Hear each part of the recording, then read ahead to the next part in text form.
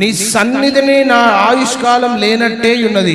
ఎంత స్థిరుడైనను అంటే నువ్వు ఎంత సంపాదించినను, ఎంత ఆస్తి ఉన్నను, ఎంత డబ్బు ఉన్నను, ఏ రీతిగా మనకు పలుకుబడి ఉన్నను, ఏ రీతిగా మనకు ఉండాల్సినవన్నీ ఉన్నను, ఒక ఊపిరి వంటి దేవుడు ఆ ఊపిరిని ఒక క్షణంలో ఆపగలడు.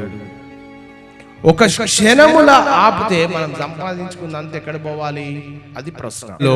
మనిషి ప్రాధాన్యత ఇవ్వాల్సింది దేవునికి అంటాడు. ఆ గ్రంథం అంతా కూడా ఏంటంటే సమస్తము వ్యర్థమే, సూర్యుని కింద జరిగేదంతా కూడా వ్యర్థమే. అయితే తెలుసుకోవాల్సినటువంటి సత్యం ఏంటి అంటే దేవునిని కలిగి ఉండడమే మనిషికి కావాల్సింది.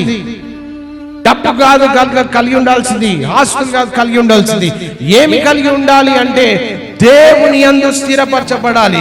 నువ్వు లోకంలో ఎంత స్థిరుడమైనను ప్రతి వాడు కేవలము వట్టి ఊపిరి వంటి వాడే. ఒక నిమిషం మూసుకుంటే మన పరిస్థితి ఏమవుతుంది?